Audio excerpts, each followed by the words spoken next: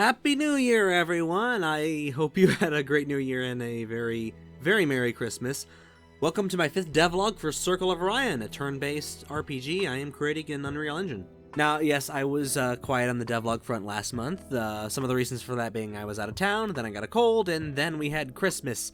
Although the main thing I accomplished last month was the team I've been working with when we finally released the fantastic Kitty Roo, which is the visual novel, adventure game, and rhythm game hybrid that we had been developing for a little under a year at this point, and that finally got released on Steam. So if any of you would have an interest in that, be sure to check it out. The link will be in the description. As a consequence, there's only been about a week of actual work on Circle of Orion this last week, so instead I thought I wanted to go over and show you how I create scenes for the game. Now, obviously this being a JRPG, story's kind of a big, important part of that, and big part of making a compelling story is making compelling scenes. So what I'm going to do now is kind of show you how the scene system works. And I will do that first. This is by showing you this, which is one of the scenes early in the game. And I will first just let it play out for you, and then we'll go over how I made it.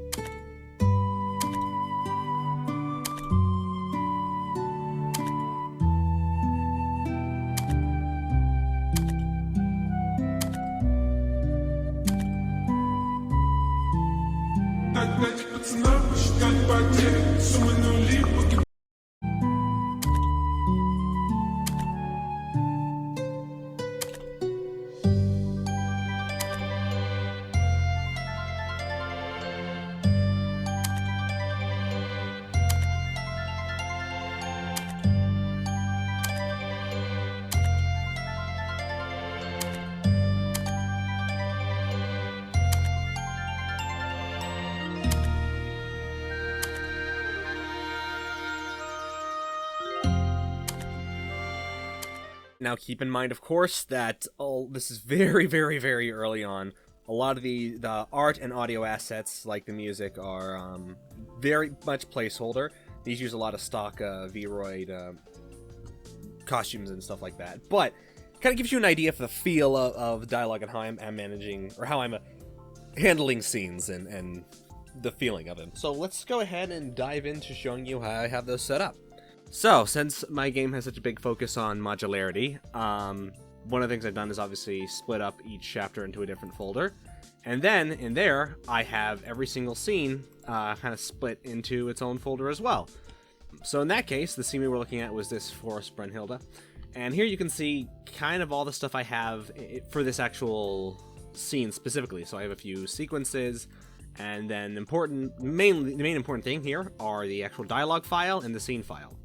So every scene is split up into its own level, and that level will get streamed in. I'll show you here now the dialogue file itself, and that looks like this. And this is the Flowgraph. Now, Flowgraph is a plugin that, a system that is included with Omega Game Framework. The latest version, you'll have access to it. And the way it works is it essentially lets you create, events through a flow graph. So it's not like Blueprints where it just fires through everything immediately. It'll actually go to a node and wait there until you tell it to continue. And so in this case, this is the dialogue for that scene we just watched. So I have all these different nodes. I can set actors visible or invisible. I can have characters play animations. I can play music. I can wait. I can have characters walk to a point. I can have them turn and look at a point, change camera, and then most importantly is the actual dialogue node, which has, the actual dialogue, who's speaking it, who they're looking at, who's listening to them, as well as any animation I want to play during that file. As you can see, even this one scene, it gets pretty, I wouldn't say complicated, but pretty hefty. So, one of the ways I speed up the development process is by the use of flow traits. Flow traits, if you're familiar with data items, they work kind of the same way as data items, data traits for data items. I can add them here on the side, or I can create custom traits and add them here on the side.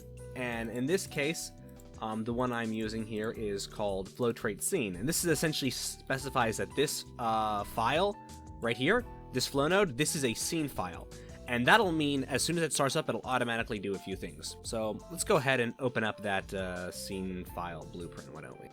So here we have the scene trait. Now, what the scene trait is going to do is that whenever the flow asset begins, means whenever we start right here, it's going to run through and do all this stuff. Now, in this case, I have it to where it's automatically going to try and find a level that matches the name of this file. So in this case, we look right here. We have DLG Chapter 1 Force Enter Brunhilde.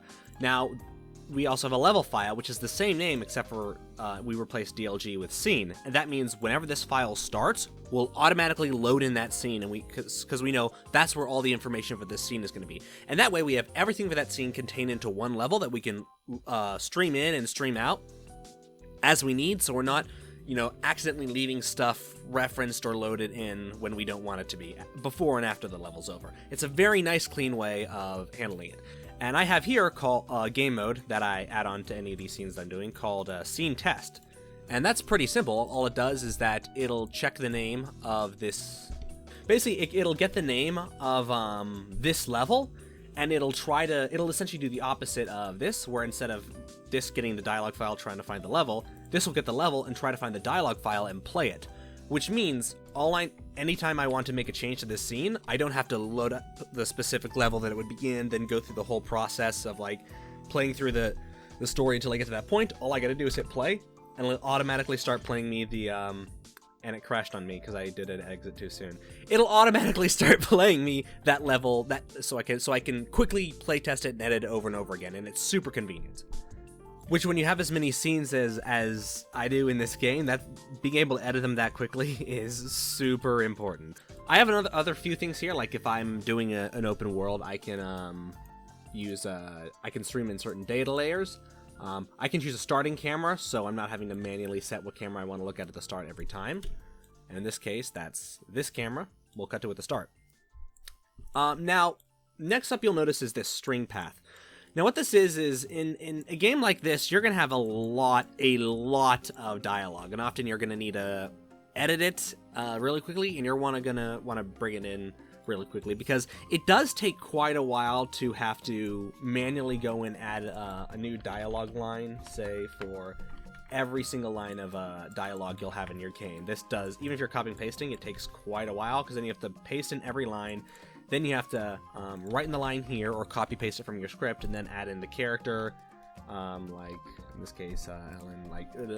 Point is, that really starts to add up. So what you'll notice here when I select any line of dialogue is I have a few options here at the top. I have reassign key and try import, and then you'll notice here I have this thing called, this key. What this does is this is a key that references this line of dialogue in the script. Because see, the actual script for Circle of Orion is not done in Editor, it's done here. I have it in the Google Sheet. So here, for example, we have the scene we just saw. We have all the lines. I also have some notes for me, like as the context, as what's going on here. But you see we have a line key for every file, we have who's speaking, and then we have the source string, which is the actual dialogue for that scene. All I have to do then, whenever I want to bring this in game, is I just go ahead and I will download it as a CSV file. And once it's downloaded, and in this case I downloaded it and put it into my Plugins Game Features Chapter 1 content folder, so it's right here. And this is the CSV file that contains all the dialogue. And anytime I make an edit in Google Doc, I just have to re-download that for that scene, and it puts them all right here. Next up, I have essentially a few different systems of the main way.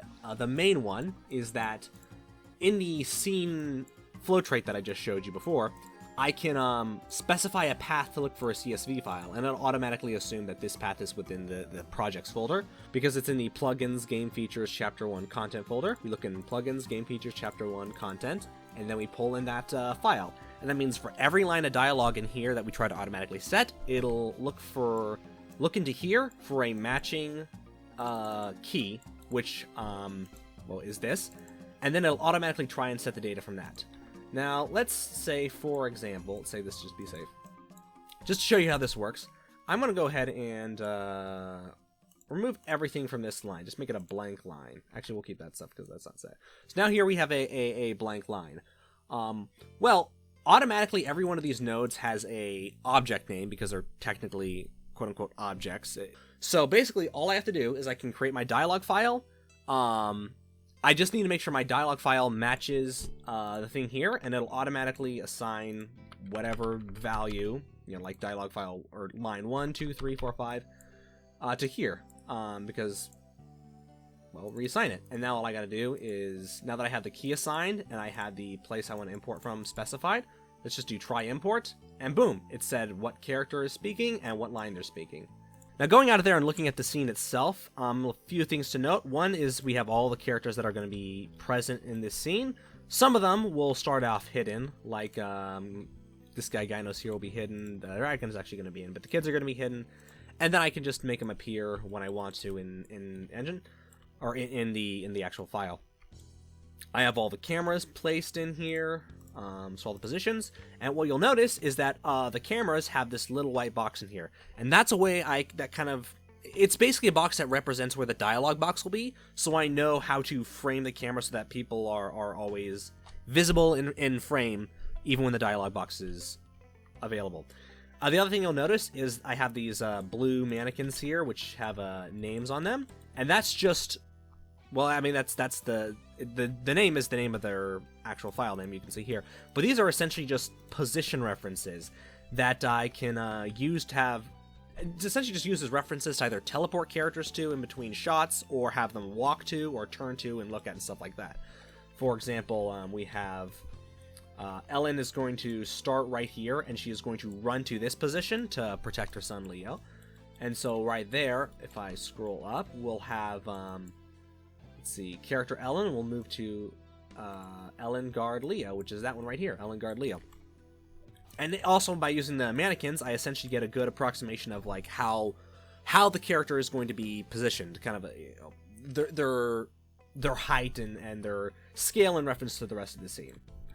So altogether, that shows you some of the tools I use for, actually most of the tools I have right now for creating scenes, and it actually helps me make stuff super quickly and save a lot of time that I otherwise would have spent on boring stuff.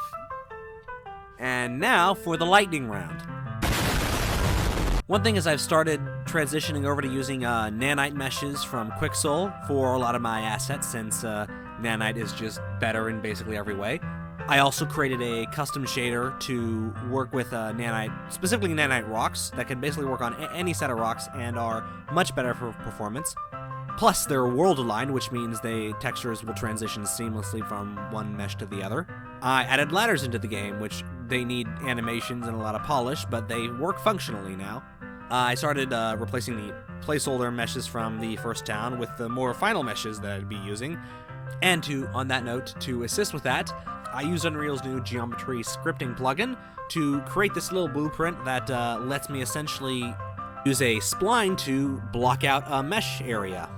And when I add that on with my newly released multi-spline mesh component, which is available on the marketplace, I essentially have an automatic town floor system that I can use to speed up development. So in addition to that, over the last week or so, I've made a lot of improvements to the combat, both the feel and the function of it, but I'm not ready to quite show that off super extensively or go super into depth, because there's about two, but mainly one more system I'm wanting to nail down. And that'll probably be one of the main things I cover in my next devlog, because that is what I'm thinking will end up being the kind of one of the core gimmicks of combat that I was talking about in the first devlog. However, in the meantime, I'll go ahead and show you what a current full battle noob looks like.